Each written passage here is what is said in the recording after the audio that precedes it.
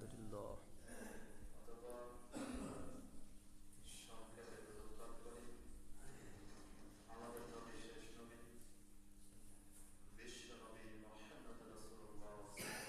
সাল্লাল্লাহু আলাইহি ওয়াসাল্লাম।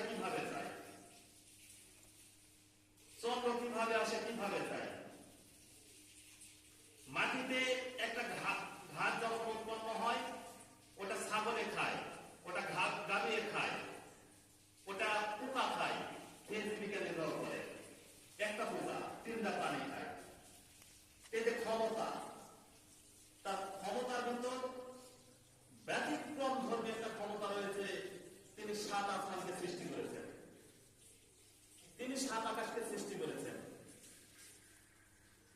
হাজার হাজার বছর তিনি আগে আকাশটাকে সৃষ্টি করেছেন। এটা একটা ক্ষমতা না। তো আল্লাহ তাআলা পৃথিবীর মানুষকে একটা ধান গাছ থেকে কতগুলো বীজ দিচ্ছে, মানুষ খাচ্ছে।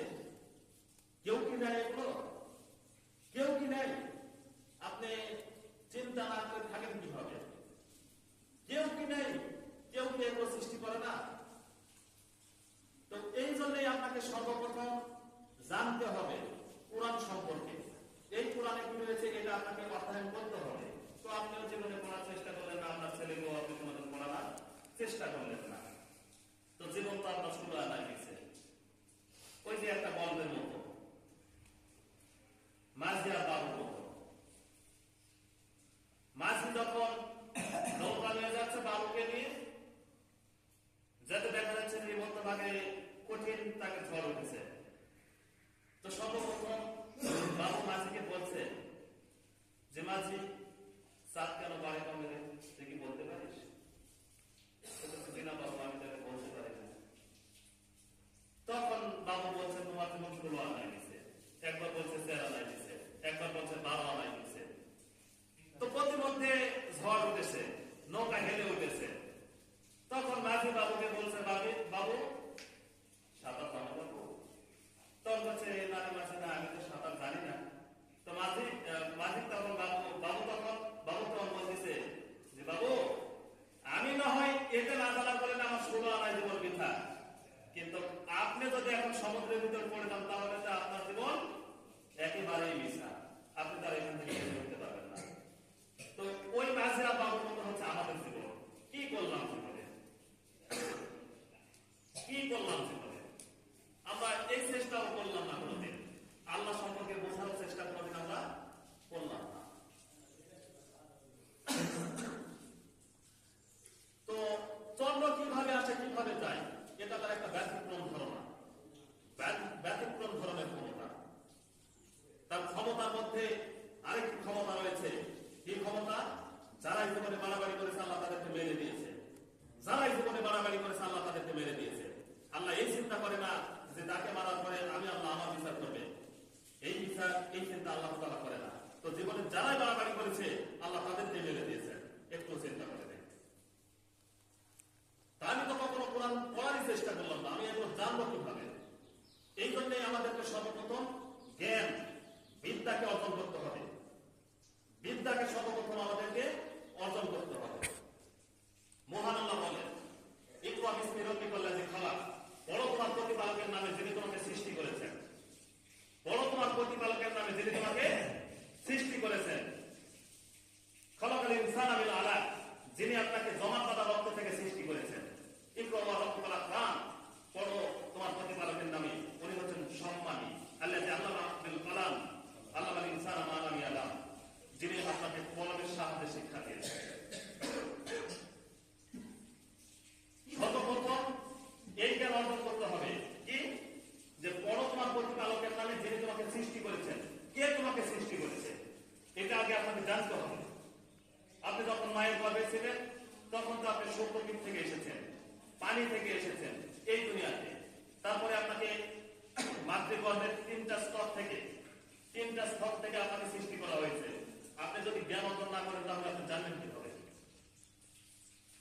আপনাকে পৃথিবীতে আনা হয়েছে সূক্ষ্মবিন্দু থেকে, তারপরে আল্লাহ তাআলা আপনাকে জমাটবাঁধা রক্ত থেকে, তারপরে অস্তিত্ব করেছে, আকৃতি দান করেছে। কে করেছে? কেউ কি নাই? কেউ কি দান করে নাই? আপনি চিন্তা না করে দিন কাটে কিভাবে? আপনি চিন্তা না করে দিন কাটে কিভাবে? একটু ভেবে দেখুন তো, তাহলে তো বুঝতে পারবেন যে আল্লাহ আছে কি নাই। এই জ্ঞান আমাদেরকে অর্জন করতে হবে। যদিও আমাদের নবী মুহাম্মদ সাল্লাল্লাহু আলাইহি ওয়াসাল্লাম ছিলেন নিরক্ষর, তিনার কোনো অক্ষর জ্ঞান ছিল না। মুহাম্মদ সাল্লাল্লাহু আলাইহি ওয়াসাল্লামের কোনো অক্ষর জ্ঞান ছিল না, তিনি ছিলেন নিরক্ষর। জিবরাইল আলাইহিস সালাম এসে মুহাম্মদ সাল্লাল্লাহু আলাইহি ওয়াসাল্লামকে বলতেছেন, ইকরা, পড়ো।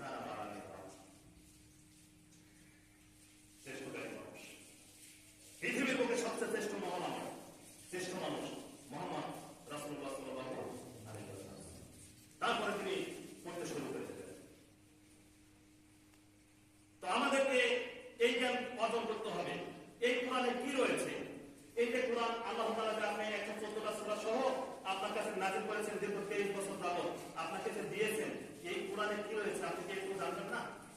একটু জানার বিচার হয় না আপনাদের? একটু তো জানতে হবে আপনাকে। এই কোরআনে রয়েছে ক্ষমতা।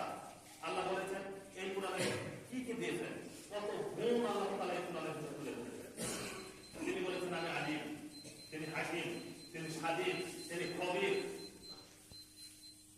তিনি শাকুর। আল্লাহ তাআলা এই কোরআনুল কারিমে বলেছেন। খবীর আর শাকুর কি এগুলো বোঝেন? খবীর কি শাকুর কি এগুলো কি আপনারা বোঝেন? শাকুর মানে যিনি অন্ধকারের ভিতরে যদি আল্লাহকে ডাকেন তাহলে আল্লাহ শুনতে পাই, এর নাম হচ্ছে শাকুর। ওই যে দেখেন নাই ইউনূস আলাইহিস সালাম দাওয়াত দিচ্ছেন, দাওয়াত দিতে দিতে তার কম আর তার